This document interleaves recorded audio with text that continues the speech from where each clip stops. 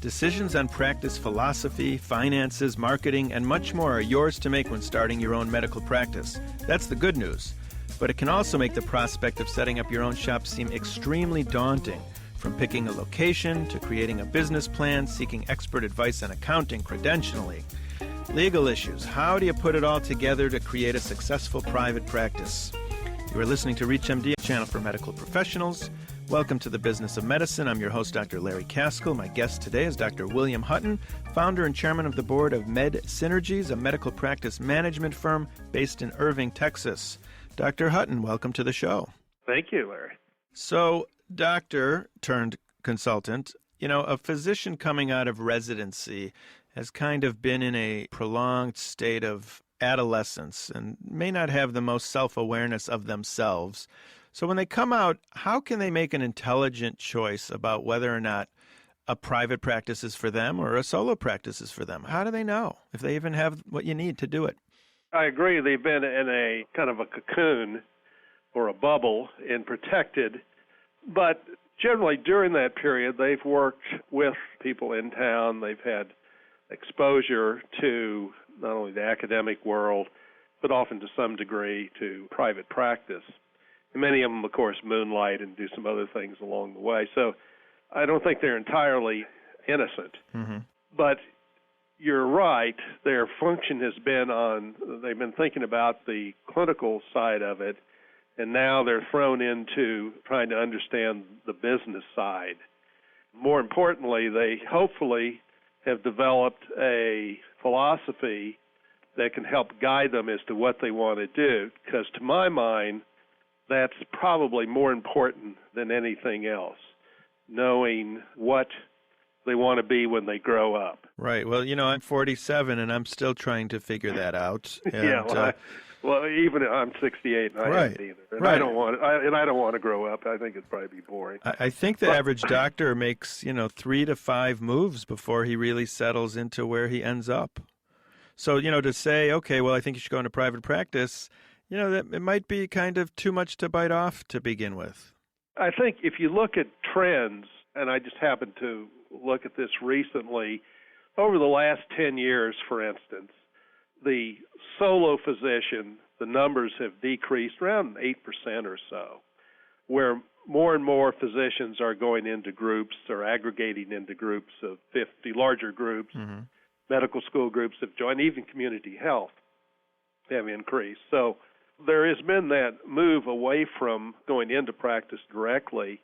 Also, if you think about starting a practice, the tremendous amount of government regulations, understanding OSHA and ERISA and all the things it takes to start a practice, and the cost and the difficulty right now of getting credit for a period does make it difficult. It's not impossible, however, and it's done all the time. But, these guys are coming out with a significant amount of debt already. To take on more debt seems, to me, not a very good business decision. I would say, join a group, put your dues in, learn the business, and then come see me and I'll help you start your own practice. If I look at the area in Dallas where I'm a little more familiar, most of the people who are going in by themselves are leaving another group. They're doing exactly what you said. They started with someone, it didn't work out, or for some reason they want to leave. However, we do have some examples of guys who started right out of their residency, and they're doing quite well. So give me a story. Give me a success story that you were involved with. We have a couple guys that left residency. They wanted to have their own practice. One of them approached a guy to join him. The fellow was just not interested in having a partner, but he wanted someone in the area, so he almost acted like his mentor, helped him start up. The fellow doing this tended to outsource most of his HR and a lot of his business services, so he didn't have a lot of upfront money, and he was able to start off the practice and gradually grow it, and has done quite well. Another fellow fortunately had some money available to him, and he was able actually to buy a practice and able to then build that up. It's kind of a special situation, but those do exist.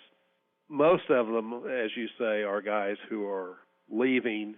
But even then, it's a daunting process. They have to start again, and they have to find the people, employ them, get the employment manuals going. They have to be re-credentialed, usually, again, so they have a period where their finances are in jeopardy. So even if they put together some money, they probably still need to have a line of credit, and they need to have some business support. If you've just tuned in, you're listening to The Business of Medicine on ReachMD, a channel for medical professionals. I'm Dr. Larry Kaskel, your host. I'm talking today with Dr. William Hutton, physician turned founder and chairman of the board of MedSynergies, a medical practice management firm based in Irving, Texas. And we're talking about the planning phases of starting a medical practice. Dr. Hutton, what do you have to say about the old expression that it's all about location, location, location? In terms of a physician's practice, is it important on where you set up shop and what goes into choosing that location, or what should you be thinking about? I think location is very important. If there's a decision tree, and I think there is a decision tree in deciding what you want to do, number one is what I would call the issue of style. What do you want to do? Mm-hmm. What kind of a practice do you want? And what kind of a person are you? How aggressive are you? Because that also determines who you partner with and so forth, if you decide to partner. So number one is your lifestyle is most important, in which case the location of the practice may actually, whether it's going to be a heavily successful practice, may be secondary to just where you want to be. Mm-hmm. So first it helps to know, okay, I like to go skydiving every weekend and mountain climbing, so I'd like to live somewhere where I can do that. Right, and then you may have to make sacrifices for that, or you may wish to be employed where you have time to do that. Mm-hmm. You may also be someone, though, that's come out and now you feel you want to be on the cutting edge of whatever your specialty is. So now what becomes important is, can you be supported in doing that? And that has to be balanced against, let's assume that you're married or planning to, and your spouse and family concerns. So you brought that up. How important is it to be as far away from your in-laws as possible? Well, that could be quite important. I'm not sure. I've heard that most guys tend to, however, go home again. So maybe I guess they want to be near their in-laws. And I think there is this familiarity. If you look at where people go to practice, they tend to go back to their home or where they train. They'll stay around there. Or there are these lifestyle issues. There's the guys who want to go hiking every day, and they'll end up in Aspen, Colorado. Right. Or something. You talked about adding the partner or choosing to have a partner. To me, it seems like a total crapshot, because it's kind of like when you date your wife, you both kind of put your best foot forward, you both misrepresent yourself, and then you get married, and then reality hits. And so it's kind of a crapshot who you get as a partner. I guess it could be. I think it's a waste of time. I understand this 4 to 5 times moving, but I think what that really reflects is the very poor judgment of people. Right. I have a friend who's had 3 different groups. In every group, it turns out his partner ends up to be a drug addict, and he has to leave and go on and look for another group. And it's happened 3 times. So either he really makes some poor decisions, or there's a lot of drug-impaired physicians out there saying that they're fine. Yeah, well, I think you know the answer to that. That's another show. I think you can find out something about it. Right. And again, this goes back to the style.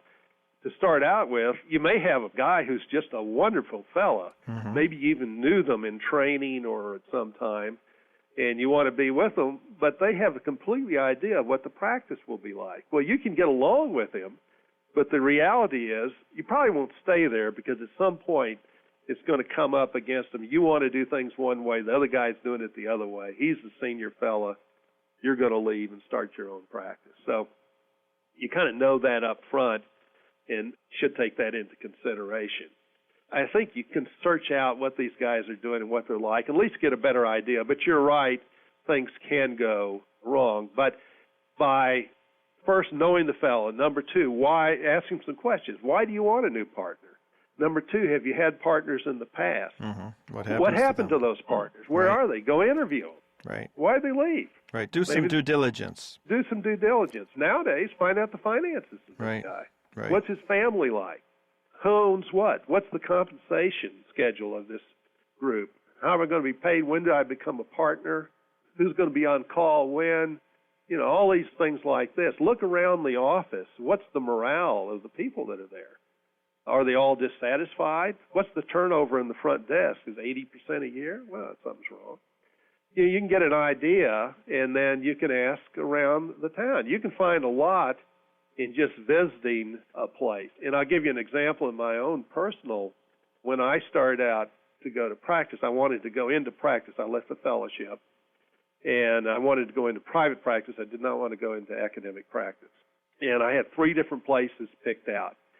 And the second one I kind of liked over the phone and the people I talked to, but when I visited with them, I went in and I went first to the university, and they were real excited. They thought, oh, it's great.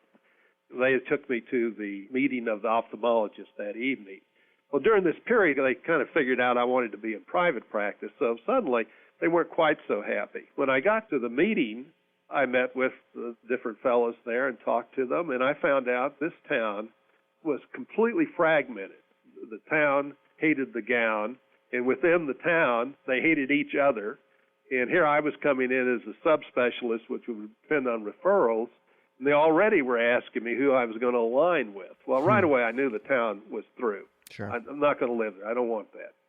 So, you do a little due diligence and things fall out as to where you should go. But once you decide what you want to do, then the location becomes important because that determines what kind of a hospital perhaps you need to be associated with, what kind of referral sources you need. If you're a plastic surgeon, where you're going to be. If you're a pediatrics, what's the age group around you. You got to start thinking specifically for your particular concerns. Once you've figured all that out, you've chosen your location, you've decided private versus academic, you've found someone perhaps you want to align with. How important is it for you to create a business plan?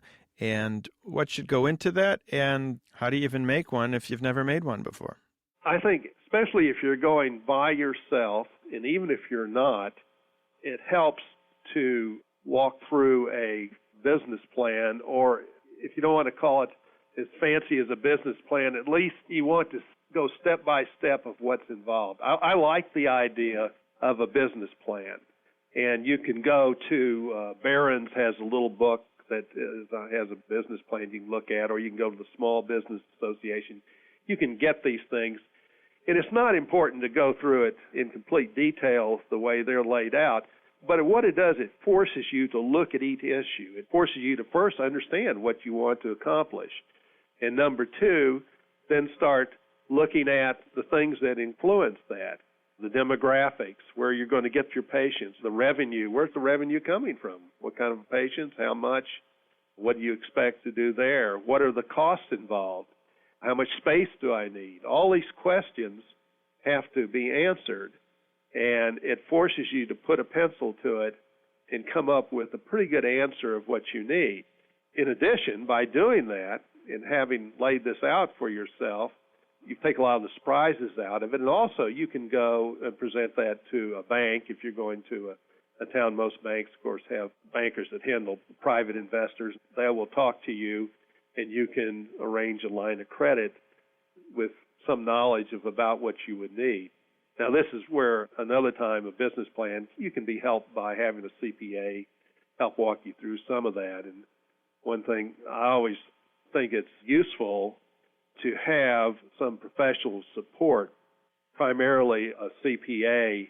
In most towns, there are CPAs that tend to handle a multitude of positions. So you have access to a person who knows what's going on in the community, in the different practices, and they can help you develop your business plan and the costs that might be involved. On that note, Dr. William Hutton of MedSynergies, thank you for all the excellent tips and advice you've given us on how to start a practice and make it successful.